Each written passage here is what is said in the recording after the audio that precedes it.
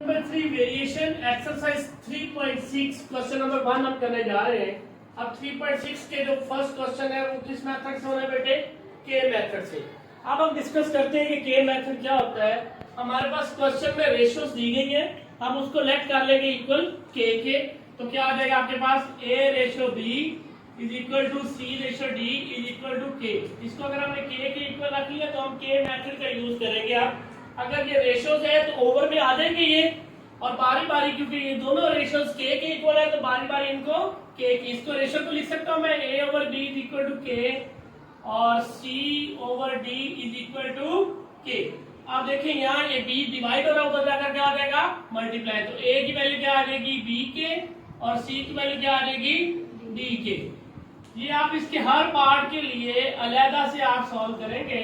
मैं क्योंकि मैंने सारे सवाल करे तो मैं एक दफा यूज करूंगा इनको।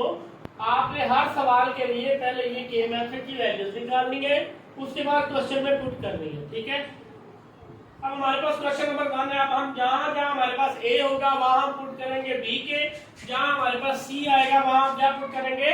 d के, और इस सारे मेथड को हम क्या बोलेंगे? के मेथड, ठीक है। तो सॉल्यूशन पर चलते हैं। सॉल्यूशन में 4 a की जगह पर क्या आ गया बेटे? b के minus 9b as it is आ जाएगा, और 4 इंटू बी के plus 9b as it is या जाएगा 4 इंटू सी की जगह पर डी के minus 9d over 4 into D के प्लस 9d। इधर देखिए इन दोनों में से कौन सी वैल्यू कॉमन आ रही? b कॉमन आ रहा है, तो b कॉमन लेंगे क्या आ जाएगा आपके पास? 4k माइनस 9 ओवर में d कॉमन लेंगे तो 4k प्लस 9। ये b से कट कर देंगे, इधर से d कॉमन आ रहा है, d कॉमन लिया पीछे 4k माइनस 9, नीचे से भी d कॉमन लिया तो 4k प्लस 9। ये d से कैंसल, तो हमारे पास आ गया 4k minus 9 over 4k plus 9 is equal to 4k minus 9 over 4k plus 9। देखिए लेफ्ट हैंड साइड और राइट हैंड साइड आंसर दोनों बराबर आ गए। यही हमने के मेथड हमें बताता है कि दोनों साइडों का आंसर बराबर आना चाहिए। तो left hand side is equal to right hand side, ये आपके पास रिक्वायर्ड आंसर आ गया। Same as it question number 2 हम करने जा रहे हैं। क्वेश्चन नंबर 2 की वैल्यू क्या है बेटे? 6a minus 5b over 6a plus 5b is equal to 6c minus 5b over 6c plus 5b। इस सवाल को सॉल्व करने से पहले आप ये वाला पोर्शन दोबारा से अगेन करेंगे, क्योंकि मैंने एक दफा कर लिया है। मैं इसी क्वेश्चन को यूज की वैल्यू आएगी वहां डी के। आपने अलहदा से सॉल्व करने के लिए ये वाला पोर्शन हर सवाल के साथ दोबारा से आपने सॉल्व करना है। तो सोल्यूशन पे चलते हैं। तो हमारे पास क्या आ रहा है? 6a की जगह पर क्या आ जाएगा वैल्यू हमारे पास? b के माइनस 5 एज इट इज आ गया, 6 इंटू बी के plus 5b as it is आ गया इज इक्वल टू 6। c की जगह पर क्या आ जाएगा बेटे? d के minus 5d over 6 into B के plus 5d। Same as it is जैसे पिछले सवाल में हमने किया। इन दोनों में से देखना है कि कॉमन कौन सी टर्म आ रही है।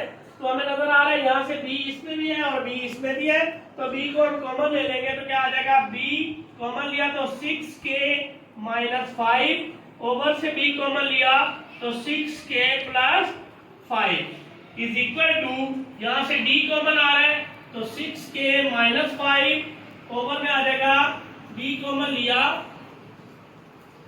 तो ये आ जाएगा आपके पास 6k प्लस 5। ये d से कैंसिल और ये b से कट हो गया। तो हमारे पास जो आंसर आ रहा है वो आ रहा है 6k minus 5 over 6k plus 5 is equal to 6k minus 5 over 6k plus 5। दोनों आंसर बराबर है। Left hand side is equal to right hand side. ये हमारे दो क्वेश्चन हो गए जी। पार्ट नंबर 3 है क्वेश्चन का। a over b is equal to under root a square plus c square over b square plus d square. Solution में लिखेंगे, एक दफा क्वेश्चन लिखते हैं। a over b is equal to under root a square plus c square over b square plus d square. हमने एक ही जगह पर वैल्यू निकाली, एक ही जगह पर b के पुट करेंगे, c की जगह पर डी के पुट करेंगे तो क्या आ जाएगा आपके पास b k over b is equal to under root, यहाँ आ जाएगा स्क्वायर है तो इसका भी स्क्वायर ले लेते हैं डायरेक्टली बी स्क्वायर और के स्क्वायर प्लस ये आ जाएगा आपके पास सी की वैल्यू पर D square K square over में आ रहा है B square plus D square, ये बी से cancel, K is equal to under root, इधर से के स्क्वायर कॉमन आ रहा है, पीछे रह जाएगा b square plus D square, over में भी b square plus D square, ये इससे कैंसिल हो जाएगा तो k इज इक्वल टू ये अंडर रूट से कैंसिल होगी 2 power k is equal to k, left hand side is equal to right hand side.